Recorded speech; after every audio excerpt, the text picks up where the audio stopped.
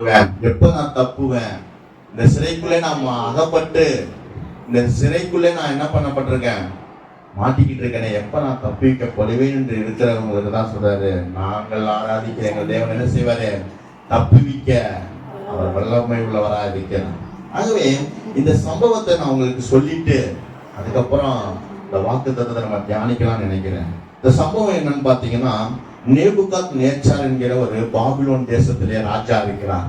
அந்த ராஜா என்ன பண்ணுகிறார் என்றால் 60 முழ உயரமும் 6 முழ அகலமான ஒரு பொற்சிலை என்ன பண்ணுகிறாரு செய்து, தூரா என்கிற ஒரு சமபூமியான ஒரு இடத்துல, அந்த இடம் பேர் என்ன, தூரா என்கிற சமபூமியான அந்த இடத்துல அந்த சிலையை கட்டுகிறார், வைத்து அதை என்ன செய்கிறாரு, அது பொன்னால் செய்யப்பட்ட சிலையாக காணப்படுகிறது. பண்ணிட்டு கடைசியா சொல்றாரு, என்ன சொல்றாருன்னா, வாசியுங்கள் 4 வசனம் வாசிங்க.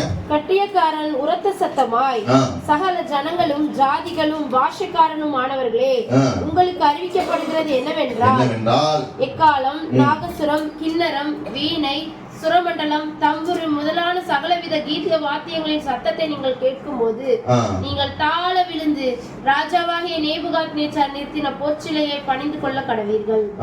எவனாகிலும் தாழ விழுந்து அதை பணிந்து கொள்ளாமல் போனால், அவன் அந்நேரமே எரிகிற அக்கினி சூளையின் நடுவிலே போடப்படுவான் என்றான். அவன் அந்நேரமே எரிகிற அக்கினி சூளையின் நடுவே போடப்படுவான் என்றான். இப்படி ஒரு ஆர்டர், இப்படி ஒரு கட்டளை, இப்படி ஒரு கட்டளையை ராஜா என்ன செஞ்சிட்டாரு, போட்டார். என்ன கட்டளை? இதே மாதிரி அந்த சிலையை கட்டியாச்சு, கட்டிட்டு அதுக்கு பிரதிஷ்டை பண்றாங்க. அந்த பிரதிஷ்டை பண்ணுகிற அந்த நாளிலே மேல வாத்தியங்கள், நாகசுரம், எக்காலம், வீணை, சுரமண்டலம், தம்புரு போன்ற இசைக்கருவிகளை வாசிக்கும் பொழுது எல்லாரும் என்ன செய்யணுமா, தாழ விழுந்து அந்த சிலைக்கு முன்பாக, அந்த பொற்சிலைக்கு முன்பாக நேபுகாத் நேச்சார் கட்டி வைத்திருக்கிற அந்த 60 முழ உயரமான அந்த சிலைக்கு முன்பாக தாழ விழுந்து என்ன செய்யணுமா, பணிந்து கொள்ள வேண்டும் அப்படின்னு சொல்றாங்க. அப்படி யாராவது அந்த நேரம் பணிந்து கொள்ளாம இருந்தீங்கன்னா என்ன செய்வோம்னா, எரிகிற அக்கினி சூளையின் நடுவிலே போடப்படுவான் என்றான். நம்ம ஊர்ல தம் கடிப்பாங்கல்ல, அது மாதிரி அங்க சொல்றாங்க, கட்டளை போட்டு அந்த தம் கடிக்கிறவங்க சொல்றாங்க, இதே மாதிரி யாராவது நீங்க பணிந்து கொள்ளலன்னா என்ன செய்யப்படும், அக்கினி சூளை நடுவே போடப்படுவீங்க அப்படின்னு சொல்லி கம்பர் அடிக்கிறாங்க. ஒவ்வொரு தெருவா ஒவ்வொரு வீதியா போய் சொல்லி கொண்டு இருக்கிறாங்க. அதுக்குரிய நாளும் வந்தது. வந்த போது அதே மாதிரி எக்காலம், கீத, மேல வாத்தியங்கள் எல்லாம் வாசிக்கும் பொழுது என்ன செய்யல, இந்த 3 பேர் மாத்திரம் என்ன செய்யலாம், ஆமா 12ஆம் வசனம் வாசிங்க. பாபிலோன் மகாணத்தில் காரியங்களை விசாரிக்கும்படி நீர் ஏற்படுத்தின சாத்ராக், மேஷாக், ஆபேத்நேகோ என்னும் யூதரான மனுஷர் இருக்கிறார்களே, அவர்கள் ராஜாவாகிய உம்மை மதிக்கவில்லை, அவர்கள் உம்முடைய தேவர்களை ஆராதனை செய்யாமலும் நீர் நிறுத்தின பொற்சிலையை பணிந்து கொள்ளாமலும் இருக்கிறார்கள் என்றார். நீர் நிறுத்தின பொற்சிலை என்ன செய்யல, பணிந்து கொள்ளாமல் இருக்கிறார்கள் என்றார்கள். உடனே ராஜா தினவர்தான் 13ஆம் வசனம், அப்போது நேபுகாத் நேச்சார் உக்கிர கோபம் கொண்டு சாத்ராக்கையும் மேஷாக்கையும் ஆபேத்நேகோவையும் அழைத்துக் கொண்டு வரும்படி கட்டளையிட்டான். அவர்கள் அந்த புருஷரை ராஜாவின் சமூகத்தில் கொண்டு வந்து விட்டபோது, உடனே என்ன பண்றாங்க, அந்த 3 பேரையும் கொண்டு வந்து ராஜாவுக்கு கோபமா இருக்காரு. என்னது, நம்ம போட்ட ஆர்டரை யாருமே மதிக்கலையா?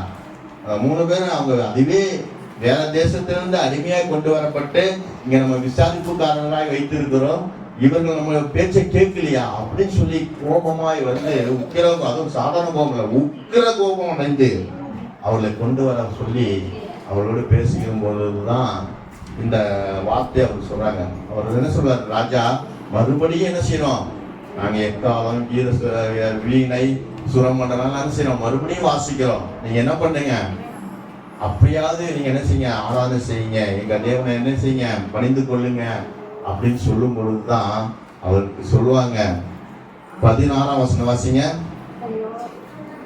சாத்ராக் மேஷாக் ஆபேத்நேகோ என்பவர்கள் ராஜாவை நோக்கி நேபுகாத்நேச்சாரே காரியத்தை குறித்து உமக்கு உத்தரவு சொல்ல எங்களுக்கு அவசியம் இல்லை. இந்த காரியத்தை குறித்து உத்தரவு சொல்வதற்கு எங்களுக்கு அவசியம் இல்லை. நாங்கள் ஆராதிக்கிற எங்கள் தேவன் எங்களை தப்புவிக்க வல்லவராயிருக்கிறார். எரிகிற அக்கினி சூளைக்கும் ராஜாவாகி உம்முடைய கைக்கும் நீங்களாக்கி விடுவிப்பார். விடுவிக்காமல் போனாலும் நாங்கள் உம்முடைய தேவர்களுக்கு ஆராதனை செய்வதும் இல்லை. நீர் நிறுத்தின பொற்சிலையை பணிந்து கொள்வதும் இல்லை. நிறுத்தி வைத்திருக்கிறே அந்த பொற்சிலையை நாங்கள் என்ன செய்வதில்லை, பணிந்து கொள்வதும் இல்லை என்கிற ராஜாவாகிய நமக்கு தெரிந்திருக்க கடவுது என்று என்றார்கள். இத பார்க்கும்போது இந்த இடத்துல நம்மளை நிறுத்தி பார்க்க எனக்கு இந்த நேரத்துல கற்பனையா வந்தது. இந்த இடத்துல நம்மளை நிறுத்தி பார்த்தா எப்படி இருக்கும்?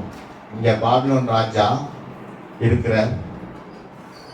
அவர் அத மாதிரி ஒரு சிலையை உண்டு பண்ணி எல்லாரும் என்ன செய்யணுவாங்க, பணிந்து கொள்ளுன்னு சொல்லும்போது நம்மளுடைய மனநிலைமை எப்படி இருக்கும் சொல்லுங்க? பணிந்து கொண்டுதான் ஆகணும். பரவாயில்ல, ஜெயந்தக்கா அத நம்ம நேபுகாத்நேச்சாருக்கு இசைஞ்சு போயிட்டாங்க. ஓகே, அப்புறம் வேற யாரு? ஏப்பா கவனம் குறைஞ்சுன்னு பணிந்து கொள்ள மாட்டாங்களா? ஐயா, ராஜா சொன்னா செஞ்சே ஆகணுமே. ராஜா சொன்னா செஞ்சே ஆகணும். அதுக்குதான் ஜெயந்தக்கா சரண்டர் ஆயிட்டாங்க. அப்புறம் பெரிய ராஜாவுக்கு தான் நம்ம பயப்படணும், அந்த ராஜாவுக்கு நீங்க அப்படி இருப்பீங்க.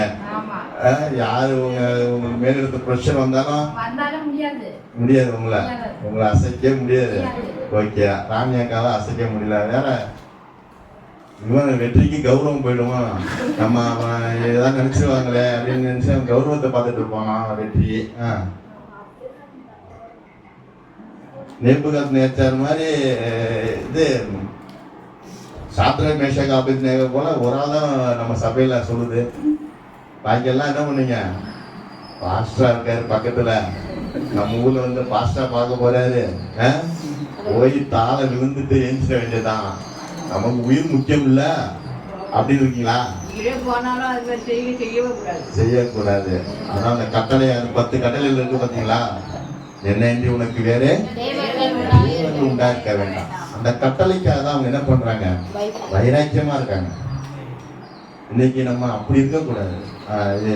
இந்த ஜெயந்தக்கா சொன்ன மாதிரி நம்ம என்ன செய்யக்கூடாது, பாஸ்ட் பார்க்க போறது ஆண்டவருக்கு என்ன தெரிய போகுது. நான் என் மனசுல என்ன இருக்கு, ஏசப்பா தான் நினைச்சிருக்கேன். ஆனா நான் என்ன செய்யறேன், என் மனசுல ஏசப்பா நினைச்சிட்டே நான் என்ன பண்றேன், நான் ராஜாவுக்கும் கீழ்படிஞ்சேன்னு சொல்லி அப்படி போகக்கூடாது. அதை நம்ம யார் என்பதை வெளிப்படுத்தணும்.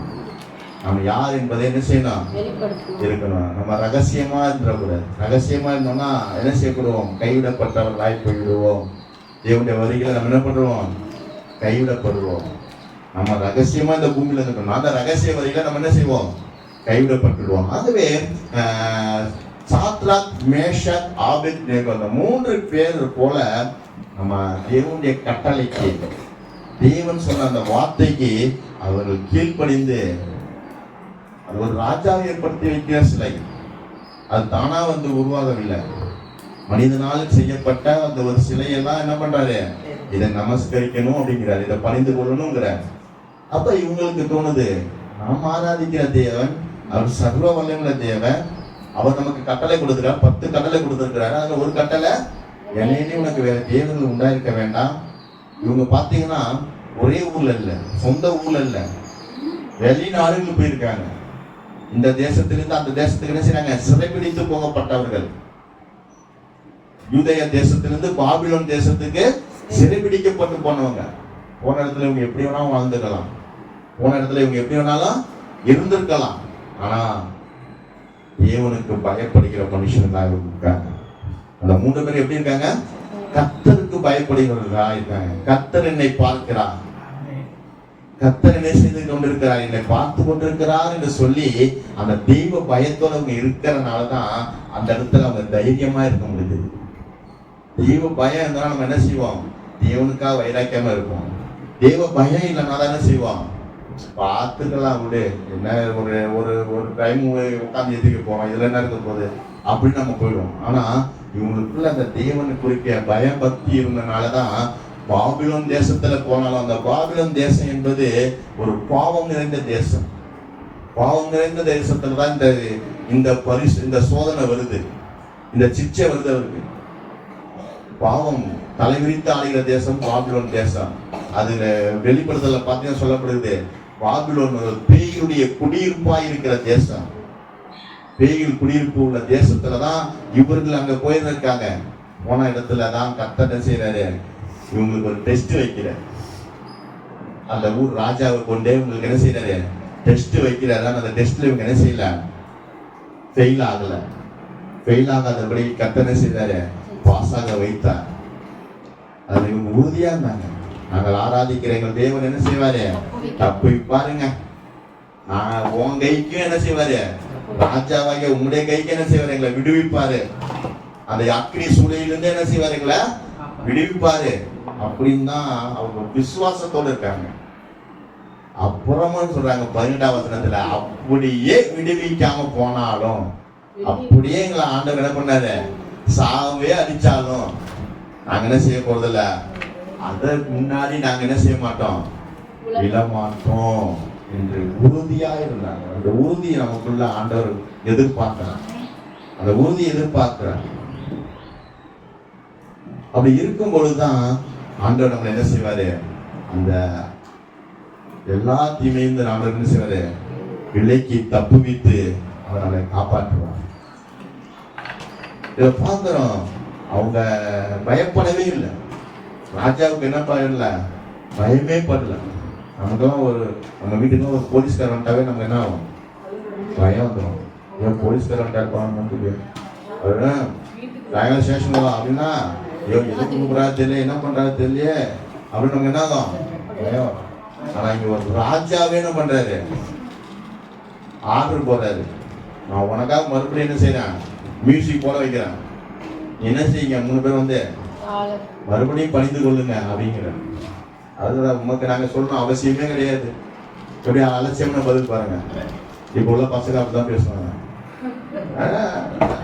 எதுக்கு போய் பண்ணோம் அப்படிம்பாங்க. அது போல உமக்கெல்லாம் நாங்க இன்னும் பதில் சொல்லணும் அவசியமே இல்லை அப்படின்னு சொல்லிட்டு, நாங்கள் ஆராதிக்கிற தேவன் எங்களை என்ன செய்வாரு, தப்புவிக்க வல்லவராயிருக்கிறார். நாங்கள் ஆராதிக்கிற தேவன் எங்களை தப்புவிக்க வல்லவராயிருக்கிறார். அவர் எரிகிற அக்கினி சூளைக்கும் ராஜாவாக உடைய கைக்கும் நீங்களாக்கி விடுவிப்பார். அந்த விசுவாசம், அந்த நம்பிக்கை உங்களுக்குள்ளே இருந்தது, நமக்குள்ளேயும் இருக்கும். நமக்குள்ளேயும் இருக்கும்போது தான் தேவனுடைய ஆசீர்வாதத்தை நம்ம என்ன செய்யலாம், பெற்றுக்கொள்ள முடியும். இன்னைக்கு விசுவாசமே இல்லை. எதை சொன்னாலும் நம்ம நம்பிடுறது, எதை சொன்னாலும் நம்ம என்ன பண்றது, அப்படியே அப்படின்னு நம்ம நம்பிடுறது. அப்படி இருக்கக்கூடாது. நமக்குள்ள ஒரு தெளிவு இருக்கணும். நமக்குள்ள ஒரு தெளிவு இருக்கும்போது தான் நம்ம என்ன செய்யலாம், அந்த வாக்கு தத்தத்தை சுதந்திரத்துக் கொள்ள முடியும். ஆகவே இன்றைய மாதத்துல உங்களை என்ன செய்ய போகிறார் ஆண்டவரே, ஆத்திமையிலிருந்து ஆண்டவர் என்ன செய்கிறார், விலைக்கு தப்புவித்து அவர் விடுவிக்க போகிறார். ஆகவே இந்த எதது காரியத்திலிருந்து நம்மளை தப்புவிக்கிறார் என்று பார்ப்போமானா, ஒரு சில காரியங்களை நான் உங்க மத்தியில என்ன செய்யறேன், சரி இதை சொல்லி முடிக்கல. கடைசியா பாக்குறோம், அவங்க ஆர்டர் போட்டாலும் என்ன செய்யல, மறுபடியும் அவங்க வணங்க மாட்டேன்னு சொல்லிட்ட உடனே அவருக்கு கோபம் வந்து ராஜாவுக்கு பின்னாடி பார்த்தீங்கன்னா சொல்றாரு, 19ஆம் வசனம் வாசிங்க. அப்போது நேபுகாத்நேச்சாருக்கு கடும் கோபம் உண்டு. சாத்ராக் மேஷாக் ஆபேத்நேகோ என்பவர்களுக்கு விரோதமாய் அவனுடைய முகம் வேறுபட்டது. சூளையை சாதாரணமாய் சூடாக்குவதை பார்க்கிலும் 7 மடங்கு அதிகமாய் சூடாக்கும்படி உத்தரவு கொடுத்து. ஆமா, அப்போதான் ராஜாவுக்கு செம கோபம் வந்துச்சு. நான் இவ்வளவு தூரம் பேசுறேன், என் பேச்சுக்கு மரியாதை இல்லையா? செம கோபம் வந்து என்ன சொல்றாரு, அப்பா எரியிற அக்கினை காட்டில இன்னும் 7 மடங்கு கரவை போடுங்க, நல்லா கரவை போட்டு நிலக்கரி நம்பி போடுங்க, நல்லா பயங்கரமா எரியணும் அப்படின்னு சொல்லி என்ன பண்றாரு, 7 மடங்கு உயர்த்தி என்ன செய்யறாரு, சூடாக்கும்படியாக அங்க ஆர்டர் போடுறாரு. அது போல அங்க 7 மடங்கு சாதாரணமா எரியிற அக்கினியை காட்டிலும் 7 மடங்கு அக்கினி அங்க என்ன செய்யப்படுகிறது, அது எரிந்து கொண்டிருக்கிறது. அதுல இவங்க கை கால்களை கட்டி இவர்களை அங்க என்ன செய்யறாங்க, தூக்கி போடுறாங்க. போட்டு 23ஆம் வசனம் வாசிங்க. சாத்ராக் மேஷாக் ஆபேத்நேகோ என்னும் அந்த 3 புருஷரும் கட்டுண்டவர்களாய் எரிகிற அக்கினி சூளையின் நடுவிலே விழுந்தார்கள். அந்த எரிகிற அக்கினி சூளையின் நடுவிலே கட்டப்பட்டவர்களாக அங்க விழுகிறாங்க.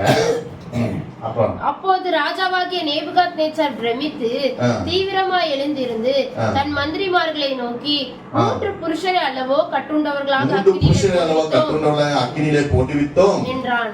அவர்கள் ராஜாவுக்கு பிரதியுத்தரமாக ஆம் ராஜாவே என்றார்கள். அதற்கு அவன், இதோ 4 பேர் விடுதலையாய் அக்கினியின் நடுவிலே உலாவுகிறதை காண்கிறேன். அவர்களுக்கு ஒரு சேதமும் இல்லை. 4ஆம் ஆளின் சாயல் தேவபுத்திரனுக்கு ஒப்பாயிருக்கிறது என்றான். பாருங்க, ஒரு ராஜா கட்டி போட்டுட்டாங்க, போட்டு கொஞ்சம் அப்படியே உத்து பாக்குறாரு அக்கினிக்குள்ள. பார்க்கும்போது இவருக்கு ஒரு பிரமிப்பு உண்டாகுது. நம்ம 3 பேர் தான் கட்டி போட்டோம், அதை பார்த்தா இன்னொரு ஆள் 4 ஆளா உள்ளார தெரியுறாங்களே. உடனே மந்திரிமாரை கூப்பிடுறாரு. நம்மோட இருக்கிற மந்திரிமாரை கூப்பிட்டு, பாருங்க நம்ம 3 பேர் தான் போட்டோம், அதை பாருங்க 4 பேரா என்ன செய்றாங்க, உலாவுறாங்களே. அந்த 4ஆவது ஆள் யாருன்னு பார்த்தா அது தேவனுடைய சாயலா இருக்குதே அப்படின்னு சொல்லி என்ன பண்றாரு, அங்க அவர் கண்களை கத்தனை செய்யறாரு, திறக்கிறார். இவருக்கு வைராக்கியமா இருந்தனால்தான் ஆண்டவர் செய்யறாரு, அந்த ராஜாவுடைய கண்ணை திறக்க வைக்கிறார். இவங்க வைராக்கியமா என்னன்னா ராஜா இயேசுவை பத்தி அவர் தெரிஞ்சுக்காரு.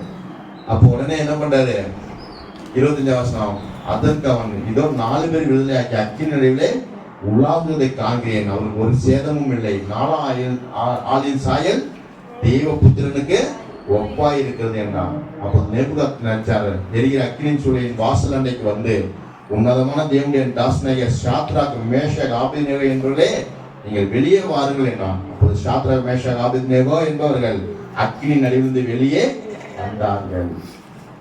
அக்கினியில போனவங்க என்ன செஞ்சிட்டாங்களாம், அந்த அக்கினி என்ன செய்ய, அந்த கொண்டு போன புருஷனை கொண்டு போனதுன்னு 22ஆம் வசனத்துல சொல்லப்பட்டிருக்கு. 22ஆம் வசனத்துல அதை கொண்டு போய் தூக்கி போனவங்க பாருங்க, அவங்களே செத்து போயிட்டாங்க. ஆனா அதுக்குள்ள போட்ட இவங்க என்ன பண்றாங்க, உயிரோடு உலாவி கொண்டிருக்காங்க, வாக்கிங் போற மாதிரி வாக்கிங் போயிட்டு இருக்காங்க. ஆகவே கர்த்தர் அவருக்காக வைராக்கியமா இருக்கும்போது அவர் இறங்கி என்ன செய்வாரு, ஸ்பாட்ல வந்துருவார். ஆண்டவரே இறங்கி வந்துருவார். இங்க அவங்களுக்காக அந்த 3 பேருக்காக ஆண்டவரே என்ன செஞ்சுட்டாரு, அந்த அக்கினிக்குள்ள இறங்கி வந்துட்டார். என் பிள்ளைங்க எனக்காக வைராக்கியமா இருக்கும்போது நான் விட்டுருவேனா சொல்லி தேவனே என்ன பண்ணிட்டாரு, அந்த அக்கினிக்குள்ளே உலாவி அவங்களோடு எந்த ஒரு அக்கினியும் சேதம் செய்யாதபடி. பின்னாடி பார்த்தீங்கன்னா சொல்லுவாங்க, அந்த புருஷனுடைய 27ஆம் வசனம், அந்த புருஷனுடைய சரீரங்கள் மேல் அக்கினி பலன் செய்யாமலும் அவருடைய தலைமையில் கருகாமலும் அவருடைய சால்வைகள் சேதமடையாமலும் அக்கினி மனம் அவர்களிடத்திலே வீசாமலும் இருக்கிறதை கண்டார்கள். நம்ம ஒரு வீடு எரிஞ்சிட்டாவே அந்த வீட்டு பக்கம், அந்த ஊருக்கு, அந்த வாசல், அந்த ஊர் தெருவழியா போனவே நாங்கள் அந்த எரிஞ்ச வாடெல்லாம் அடிக்கும். அந்த கூரை பிடிச்சி எரிஞ்சது எல்லாம் வாட அடிக்கும். ஆனா இவங்க மேல என்ன ஆகலையா, அந்த அக்கினியின் மனம் வாசம் வீசல. தலையில இருக்கிற முடி என்ன ஆகலையா, ஃபர்ஸ்ட் முடிதான் ஆகும், அப்படி பசுமா போயிடும். முடிதான் ஆகும். அக்கினியில பட்டது என்ன ஆகும், முடி ஒண்ணுமே இருக்காது, புசுங்கின்னு பசுங்கி போயிடும். ஆனா அவருடைய முடி என்னாகல, கருகி போகவே இல்லை. அவங்க மேல அக்கினியின் மனமே வீசப்படல அப்படின்னு சொல்லி அவர்கள் பார்க்கறாங்க. பார்த்துட்டு அப்போது வசனித்த 28ஆம் வசனத்தை வாசிங்க. அப்போது நேபுகாத்நேச்சர் வசனித்து, சாத்ராக் மேஷாக் ஆபேத்நேகோ என்பவர்களுடைய தேவனுக்கு ஸ்தோத்திரம், அவர்கள் தங்களுடைய தேவனை தவிர வேறொரு தேவனையும் சேவித்து பணியாமல் அவரையே நம்பி ராஜாவின் கட்டளையை தள்ளி தங்கள் சரீரங்களை ஒப்புக் கொடுத்ததினால் அவர் தமது தூதனை அனுப்பி தம்முடைய தாசரை விடுவித்தார். தூதனை அனுப்பி தம்முடைய தாசரை என்ன பண்ணிருக்காரு, விடுவித்தார். அந்த ராஜாவே என்ன பண்றாரு, கட்டளை போட்ட ராஜாவே அவர் வாயானாலே சாட்சி கொடுக்குறார். ஆகவே நம்ம இன்னைக்கு அநேக இடத்துல நம்ம சாட்சி இல்லாம போறதுக்கு நம்ம என்ன செய்யறோம், நம்ம தேவனை அங்க வெளிப்படுத்தாதனால தான். நம்ம ரகசியமாவே இருந்துறோம். நம்ம நான் இயேசுவோட பிள்ளைன்னு சொல்லி நம்ம என்ன செய்யறதில்ல, வெளிப்படுத்தாதனாலதான் அவர்கள் மத்தியில நம்முடைய என்ன தேவன் மகிமைப்படாம இருக்கிறாங்க. இங்க இவங்க தைரியமே பேசுறாங்க, இதெல்லாம் செய்ய மாட்டாங்க, நான் கிறிஸ்டின்ங்க, நான் இயேசுவை வணங்குறேங்க அப்படின்னு சொல்லி இவங்க வெளிப்படையா இருந்தனாலதான் அந்த ராஜாவே என்ன சொல்றாரு, பாருங்க இவங்க தேவனை தவிர வேற தேவனை வணங்க மாட்டேன்னு சொல்லி உண்மை இருந்தா இருந்தனால என்னாச்சு, தேவன் அவங்களுக்கு ஒரு தூதனை அனுப்பி அவரை பாதுகாத்தான்னு சொல்லி ஒரு ராஜா சொல்றாரு. சொல்லி கடைசியா பார்த்தீங்கன்னா 30ஆம் வசனத்தை பின்பு ராஜா சாத்ராக் மேஷாக் ஆபேத்நேகோ இவங்களை பாபிலோன் தேசத்திலே உயர்த்தினான். ஆண்டவருக்காக வைராக்கியமா இருந்தா உயர்வு நிச்சயம் உண்டு. அந்த தேசத்திலே இவங்க என்ன பண்றாராம், மேன்மையா வைக்கிறார். ஏற்கனவே இந்த ஸ்டேட்டத்தை காட்டலாம், இப்போ உயர்ந்த இடத்துல கொண்டு போய் வைக்கிறார் அந்த 3 பேரையும். அப்ப நம்ம ஆண்டவருக்காக வைராக்கியமா இருக்கணும். ஆண்டவருக்காக என்ன செய்யக்கூடாது, நம்ம இடத்துக்கு ஏற்ற மாதிரி மாறி மாறி போயிடக்கூடாது.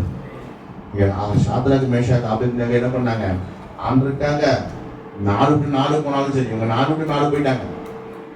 நாடு விட்டு நாடு போனாலும் என்ன பண்ணல, ஆண்டவரை மறக்கவே இல்லை. ஆண்டவர் மேல உள்ள வைராக்கியம், ஆண்டவர் மேல உள்ள அந்த ஆராதனை அவங்க ஒரு நாள் என்ன செய்யல, குறைய பண்ணவே இல்லை. அது போல நம்மளும் எப்படி இருக்கணும், அந்த சாத்ராக் மேஷாக் ஆபேத்நேகோ போல நம்ம சர்ச்சைக்கு வந்தா மட்டும் தான் ஜெபிக்கிறோம், மற்ற நேரம்லாம் போனா தூங்குறதுன்னு இருக்கக்கூடாது. எங்க போனாலும் வேத புத்தகம் நம்ம கையிலே இருக்கணும். எங்க போனாலும் என்ன உண்டு, நம்ம கையில வேத புத்தகம் இருக்கணும். என் காரில் பாருங்க, என் காரில் ஒரு பைபிள் வரும். எங்க போனாலும் என் கூட என்ன வரும், பைபிள் வரும். செல்போன்லேயே இருக்குங்க பைபிள் அப்படின்னு பிசினஸ் என்ன பண்ணா, நீங்க பைபிளை தூக்காம வைக்கலாம். அப்படி செல்போன்ல இருக்க பைபிள் அது நிரந்தரமான பைபிள் அல்ல. நம்மளோட தேவனுடைய இந்த வேத புத்தகம் தான் என்ன செய்ய பண்ணோம், எப்போதும் இருக்கணும். அந்த செல்போன் நமக்கு அது ஒரு பரிசுத்தமானது கிடையாது. செல்போன் ஒரு பரிசுத்தமான, அது வேதாகம் அல்ல. அதை நம்ம என்ன செய்யக்கூடாது, நான் செல்போன்லேயே படிச்சுக்கிறேங்க அப்படின்னு சொல்லிட்டு இருக்கக்கூடாது.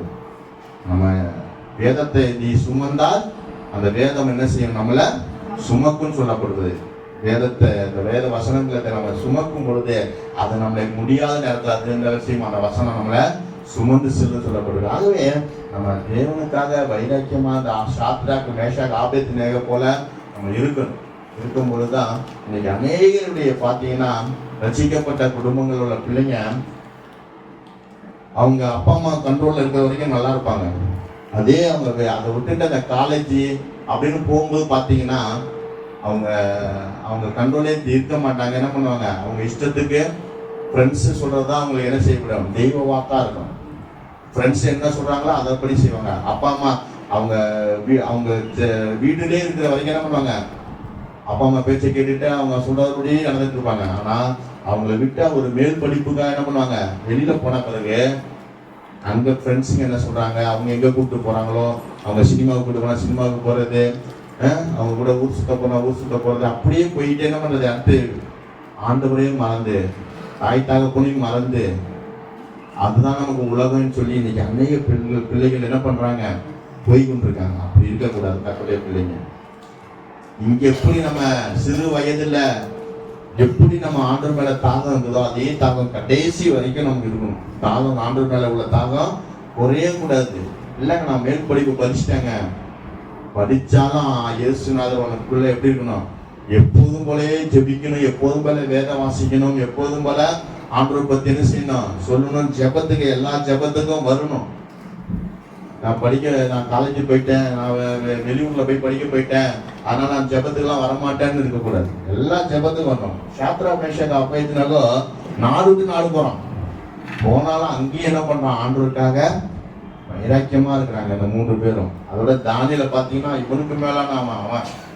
இவங்களுடைய வாழ்க்கையை பாத்தீங்கன்னா முதல் அதிகாரத்தை சொல்லப்படும் பாருங்க. 11 முதல் 11. அப்போது பிரதானிகளின் தலைவனாலே தானியேல், அனனியா, மிஷாவேல், அசரியா என்பவர்கள் மேல் விசாரிப்புக்காரனாக வைக்கப்பட்ட மேல்ஷார் என்பவனை தானியேல் நோக்கி, அனனியா, மிஷாவேல், அசரியா என்பதுதான் அந்த ராஜா என்ன பண்ணுவான், பேரை மாத்துவான்.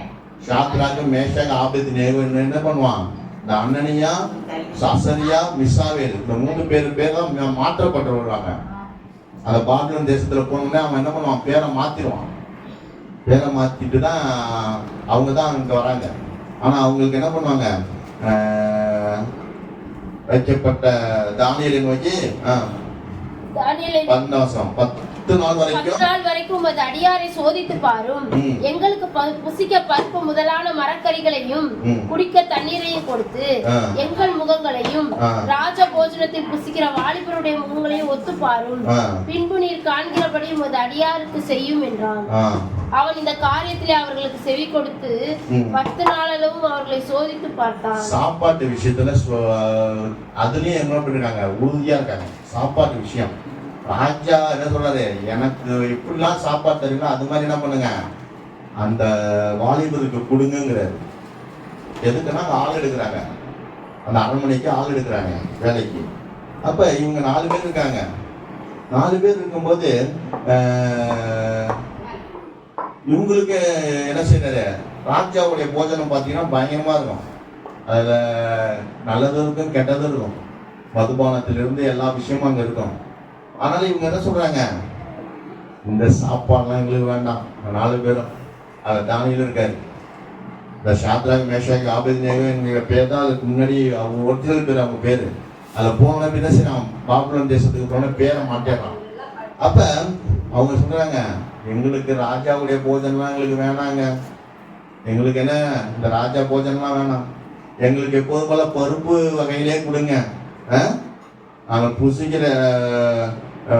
புசிக்க பருப்பு முதல்ல மரக்கறிகளே, குடிக்க தண்ணீரை மாத்திரம் கொடுங்கிற.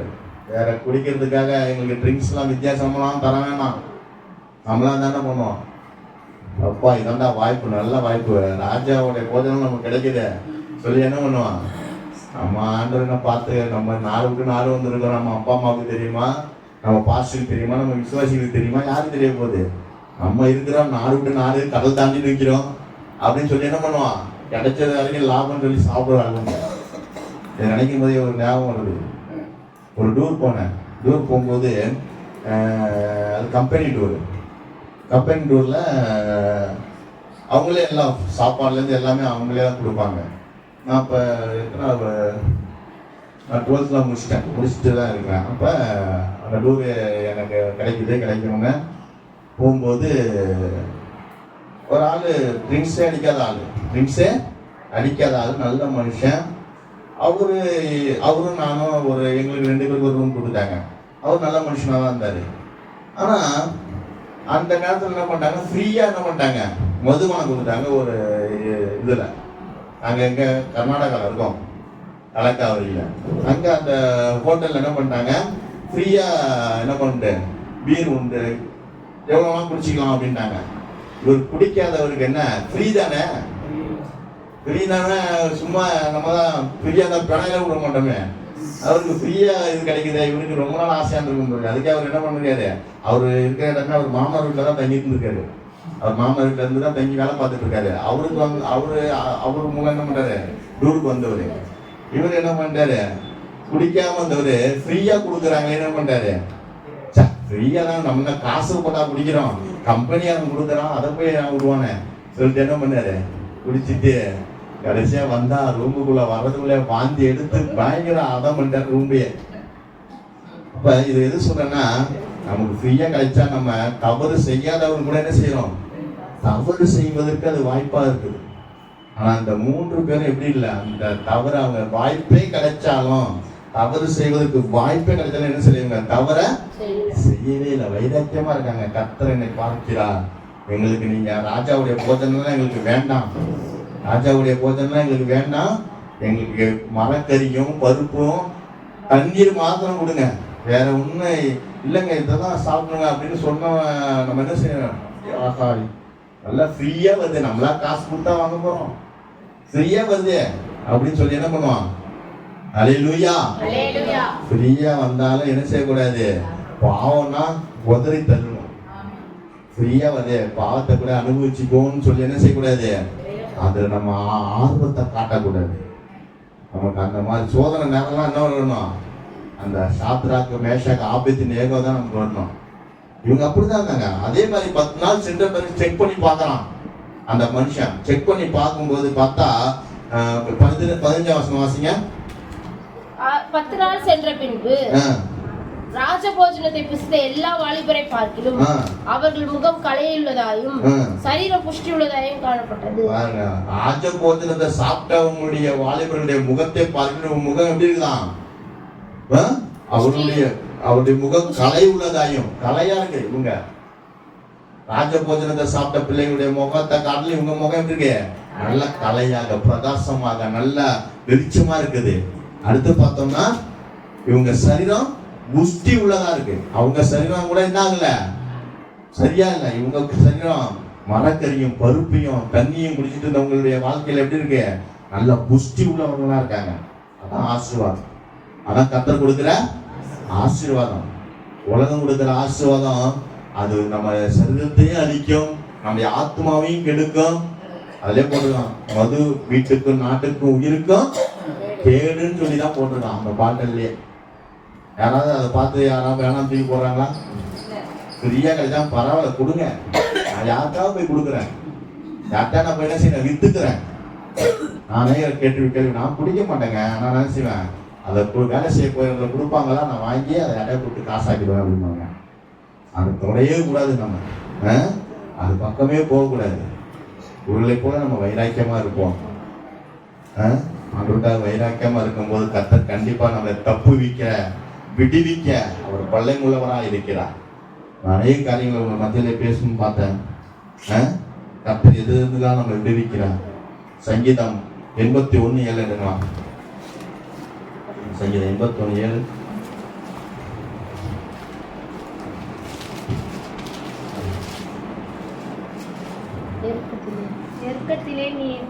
நெருக்கத்திலே நீ கூப்பிட்டாய், நான் உங்களை என்ன செய்தேன்? தப்புவித்தேன். நம்ம போதும். நெருக்கம் வருகிற நேரத்துலாம் நம்ம ஆண்டவரை கூப்பிட்டா போதும். ஆண்டவர் என்ன செய்யறாரு? அந்த நெருக்கத்திலிருந்து நம்ம என்ன செய்யறாரு? தப்புவிக்கிறார். இங்க சாத்ராக் மேஷாக் ஆபேத்நேகோவுக்கு வந்த நெருக்கம் என்ன நெருக்கம்? அவங்களுக்கு வந்த நெருக்கம் விசுவாச பரீட்சை. தேவனுடைய கட்டளைக்கு அதுபடி கீழ்ப்படுகிறாங்களா கீழ்ப்படிலையாங்கிற ஒரு பரீட்சை வந்தது. அதுல அவங்க கீழ்ப்படிந்ததுனாலதான் நாங்க அதுல இருந்து அந்த நெருக்கத்திலிருந்து ஆண்டவர் செய்ய தப்புவித்தார். அதுபோல உங்களுக்கு சில நெருக்கங்கள் வரலாம். தேவன் குறித்த வருகிற நெருக்கத்திலிருந்து நம்ம அந்த நெருக்கம் வரும்போதெல்லாம் ஆண்டவர் நோக்கி கூப்பிடணும். ஆண்டவர் நோக்கி கூப்பிடணும். அப்பா, எனக்கு இந்த நெருக்கம் வருது ஆண்டவரே, விசுவாச பரீட்சை வருது ஆண்டவரே, இதுல இருந்து என்ன செய்யுங்க, என்ன தப்புவீங்கன்னு கேட்கும் போது கர்த்தர் என்ன செய்வார்? கண்டிப்பா உங்களை தப்புவிப்பார். அவர் இறங்கி வருவார். அந்த அக்கினிக்குள்ள இறங்கி வந்த அந்த ஆண்டவர் உங்களுக்குள்ள அந்த நேரத்துல, அந்த நெருக்கம் வருகிற நேரத்துல உங்க மத்தியில் அவர் இறங்கி வந்து உங்களை அந்த நெருக்கத்திலிருந்து ஆண்டவர் என்ன செய்வாரு? தப்புவிக்கிற ஆண்டவராக இருக்கிறார். அதுவும் இந்த மாதம் உங்களை தப்புவிக்கிற மாதம். கர்த்தர் உங்களுக்கு வருகிற எல்லா நெருக்கத்தையும் நீக்கி உங்களை தப்புவித்து உங்களை ஆசீர்வதித்து அவர் நடத்துகிற தேவனா இருக்கிறார். அதை பார்க்கிறோம். 2 சாமுவேல் 22ஆம் அதிகாரம். 2 சாமுவேல்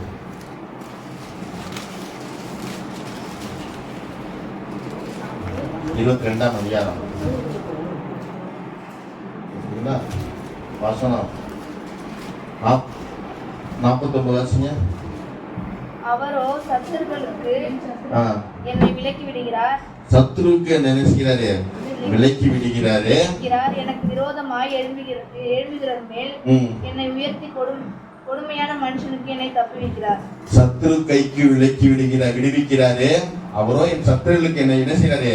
விலக்கி விடுவிக்கிறார். சத்துரு கையில இருந்து என்ன செய்யறாரு? நம்மள விலக்கி விடுவிக்கிறாரு. அடுத்து எனக்கு கொடுமையான மனுஷனுக்கு என்ன செய்யறாரு? தப்பு வைக்கிறார். சில நேரங்களில் இந்த சூழ்நிலைகளாக நம்ம கடந்து செல்வோம். சத்துரு நம்ம என்ன செய்வான்? நம்மளை பின்தொடர்ந்து வருவான். நம்ம ஒரு காரியத்தை செய்ய போவோம். அந்த காரியத்துல சத்துரு என்ன செய்வான்? பல தடைகளை கொண்டு வந்துட்டு இருப்பான். அப்பதான் ஆண்டவர் நோக்கி கூப்பிடணும். ஆண்டவருக்குள்ள நம்ம வைராக்கியமா இருக்கணும். இருக்கும்போது கர்த்தர் என்ன செய்யறாரு? அவன் சத்துருகளுக்கு எல்லாம் என்ன செய்யறாரு? விடுவிக்கிறாரு. அப்புறம் கொடுமையான மனுஷனுக்கு என்ன செய்யறாரு? தப்பு வைக்கிறாங்க. அதுல 20ஆம் வசனம் வாசிங்க. என் மேல் அவர் பிரியமாயிருக்கிறபடியால் விசாலமான இடத்திலே என்னை கொண்டு வந்து என்னை தப்புவித்தார். ஆமா, அவர் நம்ம மேல பிரியமா இருக்கணும். நம்ம அவருக்கு பிரியமா நடந்தா அவரு நம்ம மேல எப்படி இருப்பாரு? பிரியமா இருப்பாரு. பிரியமா வந்தா நம்ம எல்லா இடத்துலயும் நம்மளை தப்புவித்து விசாலமான இடத்துல கொண்டு வந்து நம்ம ஃப்ரீயா வைப்பார். எந்த ஒரு நெருக்கமும் நம்ம என்ன செய்யாது? வராது. ஏன்னா அவருக்காக நம்ம இலக்கியமா வாழ்றோம் இல்லையா? அவர்களுக்காக வைராக்கியமா வாழும்போது அவர்கள் கண்டிப்பா நம்மளை ஒரு நாள் என்ன செய்ய மாட்டாரு, நம்மளை கைவிட மாட்டாரு, சத்துரு கையில ஒப்பு கொடுக்கவே மாட்டாரு. அது சங்கீதம் 18 எடுங்களாம். சத்துரு கையிலிருந்து நம்ம என்ன செய்யறாரு, விடுவிக்கிறார், தப்புவிக்கிறாருங்கிறத பாக்குறோம். முதலாவது பார்த்தோம், நெருக்கத்திலிருந்து என்ன செய்யறாரு, தப்புவிக்கிறார். இந்த சத்துரு கையிலிருந்து, கொடுமையானவன் கையிலிருந்து கர்த்தர் என்ன செய்யறாரு, தப்புவிக்கிறார். சங்கீதம் 18 43 வாசிங்க. ஜனங்களின் சண்டைகளுக்கு நீர் என்னை தப்புவித்து, ஜனங்களுடைய சண்டைகளுக்கு என்ன செய்யறாராம், தப்பு வைக்கிறாரு. ஜாதிகளுக்கு என்னை தலைவனாக்கிறீர். நான் அறியாத ஜனங்களை என்னை செவிக்கிறார்கள். அதான் சண்டைகளுக்கு என்ன செய்யறார், தப்பு வைக்கிறார். ஜனங்களுடைய சண்டை, சில நேரங்கள் சண்டை வந்துகிட்டே இருக்கும். நம்ம சும்மா இருந்தாலும் என்ன வருது, சண்டை வரும். சில வீடுகள்ல பக்கத்து வீட்டுக்குள்ள சண்டை, குடும்பத்துக்குள்ள சண்டை, உறவுகள்ல வருகிற சண்டை, இந்த மாதிரி சண்டை வந்து கர்த்தர் என்ன செய்யறாரு, தப்பு வைக்கிறார். நான் பிள்ளை இந்த ஒரு உறவுகிட்ட என்ன செய்யக்கூடாது, சண்டை போட்டு மாட்டிக்க கொள்ளக்கூடாதுன்னு சொல்லி. அது 48 வசனம் வாசிங்க. 18:48. அவரோ என் சத்துருக்களுக்கு என்னை விலக்கி விடுகிறார். அவரோ என் சத்துருக்களுக்கு என்னை விலக்கி விடுவிக்கிறார். எனக்கு விரோதமாய் எழும்புகிறவர் மேல் என்னை உயர்த்தி கொடுமையான மனுஷனுக்கு என்னை தப்புவிக்கிறார். கொடுமையான மனுஷன் கைக்கு என்ன செய்யறாரு, தப்புவிக்கிறாரு. எல்லா சத்துருவுக்கு என்ன செய்யறாரு, விலக்கி விடுகிறார். சத்துரு நம்ம கிட்ட வரும்போது என்ன பண்றாரு, அப்பா அவங்க கிட்ட போகாதுன்னு சொல்லி ஆண்டவரே நம்ம என்ன செய்யறாரு, விலக்கி கொண்டு வந்து விட்டுறாரு. கொடுமையான மனுஷனுக்கு என்ன செய்யறாரு, தப்பு வைக்கிறார். இந்த மனுஷன்டெல்லாம் நீ மாட்டினா அவ்வளவுதான் சொல்லி ஆண்டவரே என்ன செய்யறாரு, அவன் தப்பு வைத்து பாதுகாத்து நம்முடைய பிள்ளைகள் எந்த ஒரு மனுஷர், இந்த கொல்லாத மனுஷர்கிட்டையும் சத்துரு கிட்டையும் மாட்டாதபடி அவர் என்ன செய்யறார், விலைக்கு தப்பு வைத்து விடுவித்து அவர் நடத்துகிற ஆண்டவரா இருக்கிறார். ஆகவே நம்ம எப்போதுமே என்ன செய்யக்கூடாது, ஆண்டவர் மேல வைராக்கியமா இருக்கணும். ஆண்டவர் மேல வைராக்கியமா இருக்கும்போது எல்லாவற்றிலும் கர்த்தர் என்ன செய்யறாரு, தப்பு வைக்கிறார். அடுத்து பார்க்கிறோம் சங்கீதம் 91:3 வாசிங்க.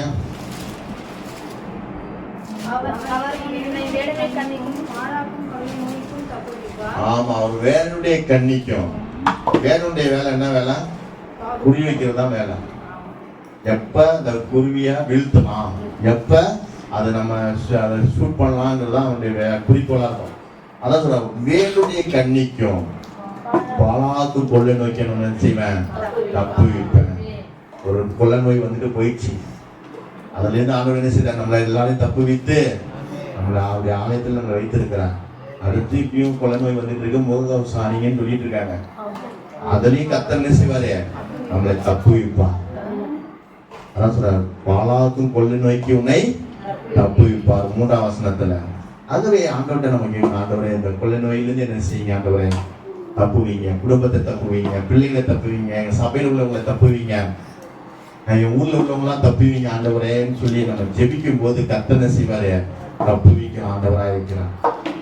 எந்த கொள்ளை நோயா இருந்தாலும் சரி, எந்த வியாதியா இருந்தாலும் சரி, எந்த உபத்திரவமா இருந்தாலும் சரி, கர்த்தர் என்ன செய்வாரு, அவர் தப்புவித்து அவர் ஜனங்களை கர்த்தர் காப்பாற்றி நடத்துகிற தேவனா இருக்கிறார். அதே 15ஆம் வசனம் வாசிக்கலாம். 91:15.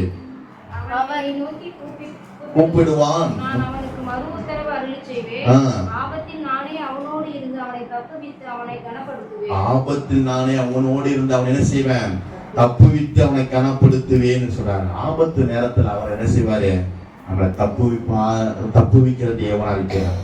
கொள்ளை நோக்கி தப்புவிக்கிறாரு, ஆபத்து காலத்துல நம்மளை தப்புவிக்கிறாரு, எல்லா சத்துரு கைக்கு தப்புவிக்கிறாரு, பொல்லா கொடுமையானவங்க கைக்கு தப்புவிக்கிறாரு, நெருக்கத்திலிருந்து தப்புவிக்கிறாரு. எல்லாவற்றிலிருந்து நம்மளை ஆண்டவர் என்ன செய்கிறாரு, தப்புவிக்கிற ஆண்டவரா இருக்கிறார். நாம் ஆராதிக்கிற ஆண்டவர். அதான் சாத்ராக் மேஷாக் ஆபேத்நேகோ தைரியமா சொல்றாங்க, நான் ஆராதிக்கிற தேவன் எங்களை தப்புவிக்க வல்லவர். நீங்களும் ஆராதிக்கிற, நானும் ஆராதிக்கிற தேவன் நம்மளையும் கர்த்தர் கண்டிப்பாக தப்புவிப்பார். இந்த மாதத்திலே கொடுத்த வாக்கு தத்துவத்தின் பிரகாரம் கர்த்தர் நமக்கு எந்த தீமையிலிருந்து ஆண்டவர் செய்வாரு, சத்துரு கொண்டு வருகிற தீமையா இருந்தாலும் சரி, எதுவா இருந்தாலும் கர்த்தர் செய்வாரு, நம்மளை தப்புவிப்பார் என்பதில் சந்தேகமே இல்லை. அதுவே இன்னும் அநேக காரியங்களை நான் எழுதி வச்சிருக்கேன். இதெல்லாம் பொல்லாப்பிலிருந்து தப்பு வைப்பாரு, மரணத்திலிருந்து ஆண்டவர் என்ன செய்வாரு, தப்பு வைப்பாரு. அடுத்து சபிக்கிறவன் கையிலிருந்து என்ன செய்வாரு, தப்பி வைப்பாரு. அடுத்து உலக அடிமையிலிருந்து ஆண்டவர் என்ன செய்வாரு? எகிப்தினுடைய அடிமைத்தனத்திலிருந்து ஆண்டவர் செய்வார், தப்பு வைப்பாரு. பார்வோன் கையிலிருந்து தப்பு வைப்பார். பார்வோன் கையிலிருந்து தப்பு வைக்கிறதா பெரிய வேலை. இன்னைக்கு அநேகர் என்ன செய்யலாம்? பார்வோன் ஆட்கொண்டு இருக்கான். பார்வோனுடைய வேலை என்ன? யாரும் ஆராதிக்க கூடாது, யாரும் என்ன செய்யக்கூடாது? ஆராதிக்க கூடாது. அதுவே கர்த்தர் இஸ்ரவேல் ஜனங்களை அந்த பார்வோன் கையிலிருந்து தப்பி வைத்து கொண்டு வர. அதுபோல உங்களையும் உங்கள் குடும்பத்தில் உள்ளவர்களையும், நீங்க என் கணவர் ரசிக்கப்படாம இருக்காங்களே நீங்க நினைச்சிட்டு இருக்கீங்களா? கர்த்தர் அவர்களை கட்டி வைக்கிறது பார்வோனின் ஆவி. அந்த பார்வோனின் ஆவியில் தான் கர்த்தர் என்ன செய்வார்? அவங்களை தப்பு வைத்து அவர்களும் உடைய ஆலயத்துல வந்து அவர்களும் என்ன செய்வாங்க? ஆராதிக்கிறவர்களாய் கர்த்தர் அவங்களை மாற்றுவார். நம்ம ஜெபிக்கணும். எத்தனை பேர் ஜெபிக்கிறீங்க? ஆண்டவரே, என் குடும்பத்துல இருக்கிற அந்த பார்வோனின் ஆவி என்னை தப்புவீங்க ஆண்டவரே. என் குடும்பத்துல பார்வோன் ஆவி கிரியை செய்யற ஆண்டவரே. என் பிள்ளைகள் ரசிக்க விடாதபடி, என் கணவர் ரசிக்கப்படாதபடி இருக்காங்க ஆண்டவரே. அந்த பார்வோன் ஆவி என்ன செய்யுங்க? அதுல இருந்து தப்புவீங்க ஆண்டவரேன்னு சொல்லி நீங்க கேட்டீங்கன்னா கர்த்தர் அந்த பார்வோன் ஆவி கர்த்தர் கண்டிப்பா தப்புவிப்பா. தப்பு வைக்கும் போது நாம் எல்லாரும் தேவனுடைய கானான் தேசத்துக்குள்ளாக பிரவேசிக்க, பாலும் தேனும் ஓடுகிற அந்த கானான் தேசத்துக்குள்ளாக கர்த்தர் நம்மளை நடத்தி வர அது ஏதுவாக இருக்கும். ஆகவே அவரால் தப்பிக்க முடியாதுன்னு ஒண்ணுமே இல்லை. ஆண்டவரால் தப்பிக்க முடியாதுன்னு ஒண்ணுமே இல்லை. ஆகவே ஆண்டவர் எல்லாவற்றிலிருந்து கர்த்தர் என்ன செய்வாரு? நம்மளை தப்பு வைப்பார். ஆனால் நாம் ஆண்டவரை ஆராதிக்கிறவர்களாக, ஆராதிக்கிற பிள்ளைகளாக, ஆண்டவருக்காக வைராக்கியம் உள்ள பிள்ளைகளாக, ஆண்டவருடைய கட்டளைக்கு கீழ்ப்படுகிற பிள்ளைகளாக நம்ம இருக்கும்போது கர்த்தர் கண்டிப்பா நம்ம தப்பிப்பார்னு சொல்லி இந்த வார்த்தையை முடித்துக் கொள்கிறேன். நாம் முழங்கால் படிக்கிட்டு ஜெபிக்கலாமா? இந்த வார்த்தையின் பிரகாரம் அப்பா